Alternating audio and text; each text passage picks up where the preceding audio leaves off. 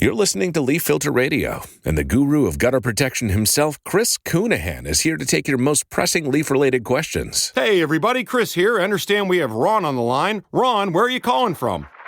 Uh-oh. Ron, are you calling from a ladder? Well, I was. I wanted to ask Chris what I need to do to get my gutters ready to have leaf filter installed. Oh, Ron, you don't have to do anything. A Leaf Filter Trusted Pro will come out and clean out your gutters, realign and seal your gutters, and install Leaf Filter, America's #1 gutter protection system. So I didn't need to get on this ladder? Ron, Leaf Filter Trusted Pros are in your neighborhood and ready to help. Just visit leaffilter.com/day to schedule your free gutter inspection and get up to 30% off. Thank goodness. What was that site? That's leaffilter.com/day for your free gutter inspection today. See representative for warranty details. Promotion is 20% off plus a 10% senior or military discount. One discount per household.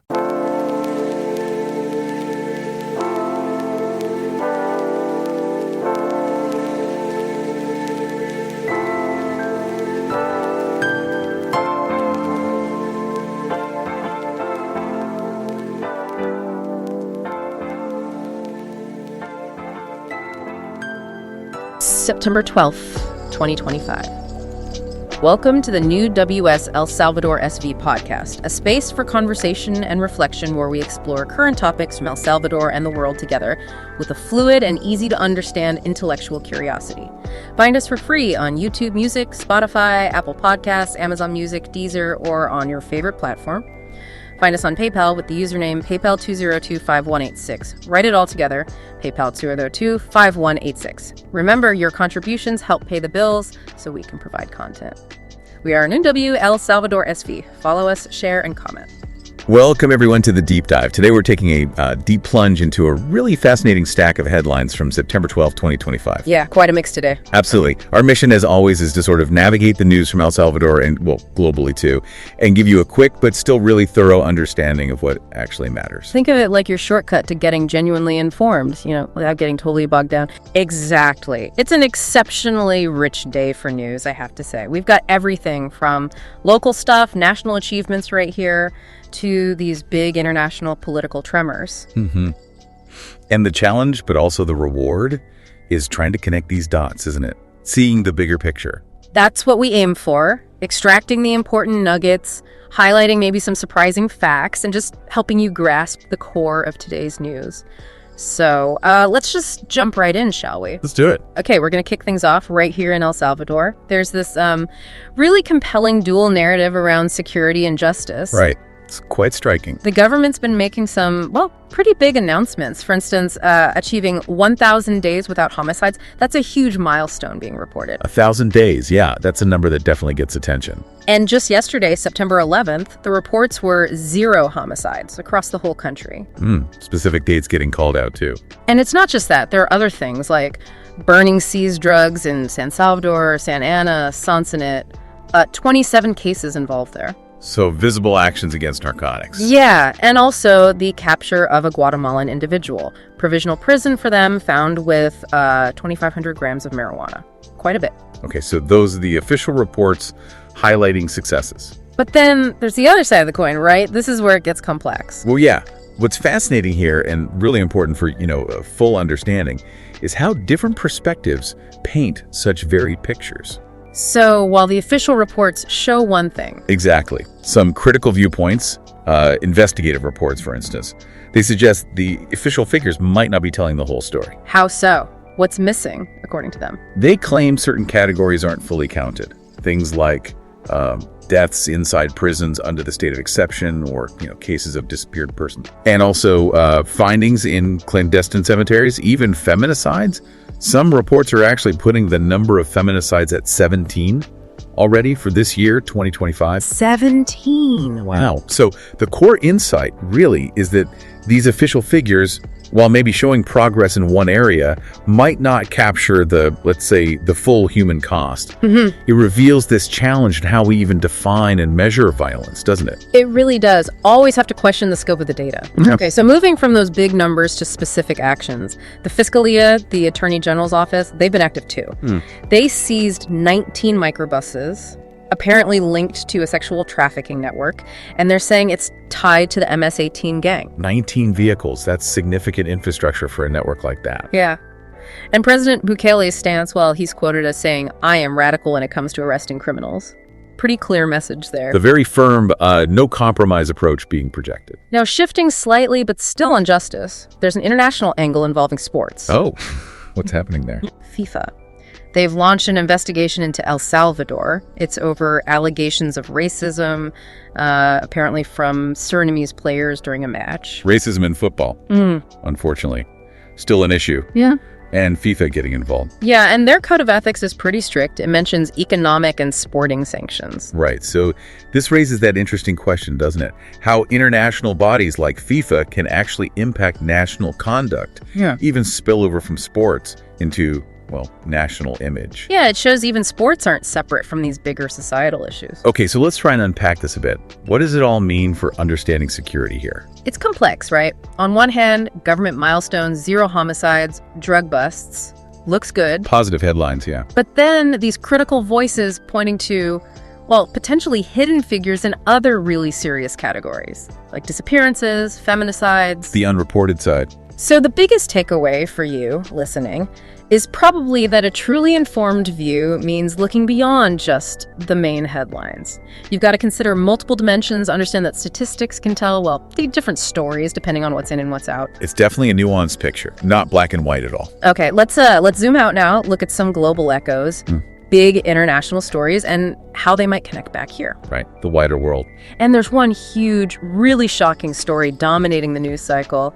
The assassination of conservative activist Charlie Kirk in the U.S. Yes, I saw that. Just unbelievable. The details are incredibly chilling. Reports say messages like "Hey, fascista," and even "Bella Ciao" were etched into the ammunition. That's deeply disturbing. Very specific messaging. The accused is identified as Tyler Robinson, just 22 years old. The FBI's all over it. Photos released, reward offered. Basically, a manhunt, a caceria is underway. A full-scale federal response. And former President Trump reacted very strongly, expressed anger and regret. Yeah, you'd expect a strong reaction to something like that. It really underscores, I think, a global landscape that feels, well, pretty fraught with political tension, sometimes boiling over into extreme violence. It does seem that way. And we're seeing this kind of tension play out elsewhere too, right? Like in Brazil, former President Bolsonaro just got that sentence, 27 years for an attempted coup. Right, I saw that. 27 years. It really highlights this, maybe a growing trend globally.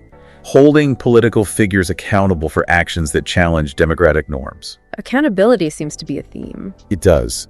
And then there was that other claim, former President Trump saying 11 members of the Trendy Aragua gang were eliminated in a U.S. attack on a vessel from Venezuela. The Venezuelan gang, right. That would be a major development if confirmed. Absolutely. A big move against transnational crime. And I mean, beyond these huge stories, there's always other stuff happening. A lockdown at the U.S. Naval Academy, those terrible floods in Indonesia causing deaths. Yeah, 23 deaths reported there. Yeah. Tragic.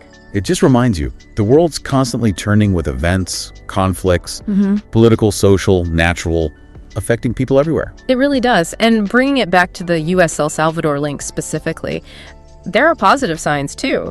Like the inauguration of a new ILEA annex. The International Law Enforcement Academy. Exactly, for training, capacity building for law enforcement in the region, so strengthening ties there. Cooperation on security. But also, a more somber note, the U.S. Embassy remembered 2 Salvadoran victims identified from the September 11th attacks. A reminder of those shared histories, those bonds. A poignant moment, yeah.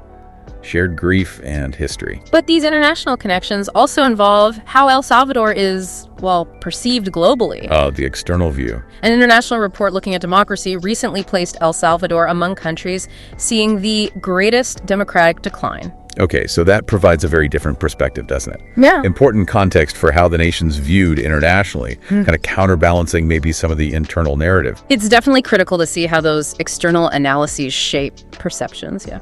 Regardless of what's reported internally. All right, shall we shift gears? Maybe look at the economy and infrastructure here in El Salvador. Yes, let's do that, because there are some pretty significant milestones on this front too. Real signs of progress. Like what? Well, the Social Housing Fund, the FSV, they've hit $1 billion in housing credits. $1 billion. Wow, that's That's a huge number for housing investment. Isn't it? And then there's the approval of a new geothermal energy law. Huge potential there for diversifying the energy mix, moving towards more sustainable power. Geothermal is a big asset for El Salvador, right? So leaning into that makes sense. Exactly. And tourism.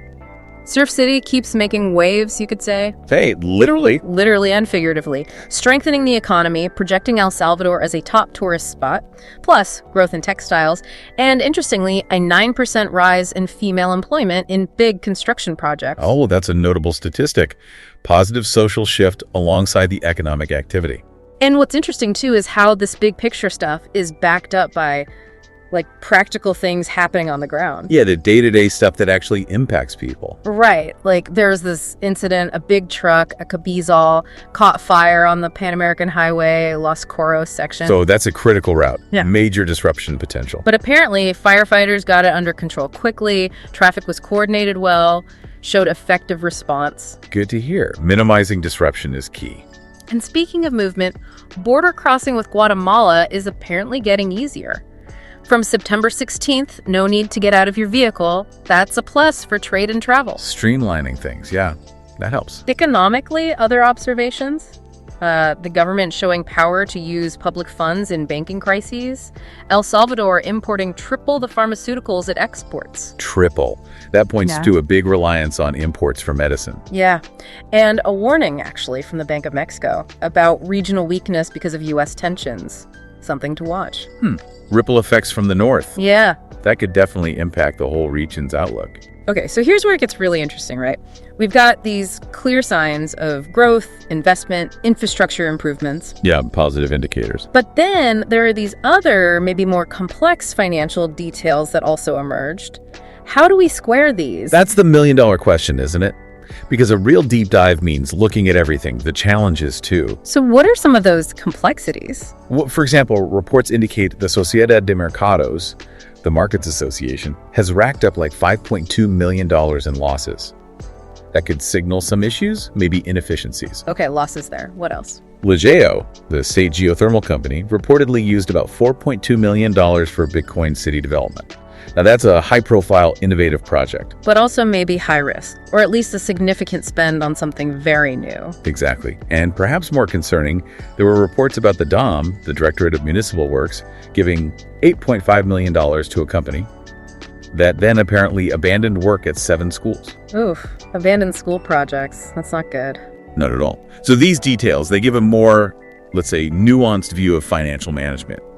Shows that alongside the big progress, there are still areas needing really careful oversight, accountability, making sure public money is used effectively. It definitely paints a much more detailed, multifaceted picture of the country's financial health. But, El Salvador isn't just about security stats and economic figures. The heart of the nation, it really beats in its culture, its sports, that community spirit. Absolutely. That's the fabric of daily life. Let's touch on that. On the sports side, always cool to see global wins like Alcaraz and Sabalenka at the U.S. Open. Big names in tennis. And locally, La Selecta, the national football team, they're set to play their October qualifiers at home, Estadio Cuscatlán. That's great news for fans, despite that ongoing FIFA thing we mentioned. Yeah, fans will be happy about playing at home. And surf. Can't forget surf. The ISA president, Fernando Aguirre, talked about El Salvador's infinity of places to practice surf. Really highlights that natural advantage. It's become such a key part of the country's identity and tourism push, hasn't it? And beyond sports, the cultural scene. It's vibrant, though sometimes there are somber moments too. Like what? We saw the passing, the farewell images of Padre Jose Maria Torrejera. Really revered figure, known for his work in education, human rights. His legacy is significant. A moment for reflection and remembering important contributions. Definitely. But then you also have so much community celebration, like the Fiesta de los Farolitos in Apaneca, that beautiful lantern festival. Oh, I've heard about that. It looks amazing. Yeah. And Independence Day celebrations in San Salvador with ballet, Even drone shows this year, really bringing people together. National pride, local traditions. Exactly. Lots of local festivals happening too. And a funny cultural tidbit, the Corte Edgar hairstyle. Apparently it's been prohibited in schools now. Really? A specific haircut band? That's Yeah. interesting. Shows how culture and rules can intersect in unexpected ways. Doesn't it? It all just shows the richness of the social fabric, from the solemn to the celebratory. And the arts and entertainment scene seems busy too. Oh yeah, definitely. There was a Danny Ocean concert happening right when a Selecta game was on Imagine the Buzz. And tributes, like one for Juan Gabriel. There's always something going on. It keeps things lively. Yeah. It's good to remember that beyond all the big headlines, this is what daily life and community are about. Wow. Okay, so as we kind of wrap up this deep dive, it's just striking how interconnected everything is, isn't it? It really is. From local security debates, the global political shockwaves, the ups and downs of the economy, right down to, a football match or a local festival, it all weaves together. A truly multifaceted picture of just one day, September 12th, 2025, here and around the world. It's fascinating how when you look at all these seemingly separate news items together, they start to form this more complete, more insightful narrative. It really is. And I think that brings us to a really important question for you listening at home. In this world just flooded with information, how do you navigate all these different narratives? How do you form your own sort of comprehensive understanding? That's a great point. It encourages all of us, I think, to consider the lenses, right? The different ways news is presented and how we absorb it, and always trying to seek that broader context. Don't just take the first headline you see. Well said. Thank you so much for joining us on this deep dive into today's key stories from El Salvador and beyond. As we've seen, pretty much every piece of news, whether it's a security statistic or an international incident, it carries layers of interpretation, layers of implication. Absolutely. So maybe the thought to leave you with is this. What stories are we telling ourselves? And maybe more importantly, what stories are we missing when we only glance at the headlines or just accept a single narrative? Something to definitely ponder. September 12, 2025. Welcome to the NEWS El Salvador SV podcast, a space for conversation and reflection where we explore current topics from El Salvador and the world together, with a fluid and easy-to-understand intellectual curiosity. Find us for free on YouTube Music, Spotify, Apple Podcasts, Amazon Music, Deezer, or on your favorite platform. Find us on PayPal with the username PayPal2025186. Write it all together, PayPal2025186. Remember, your contributions help pay the bills so we can provide content. We are New WS El Salvador SV. Follow us, share, and comment.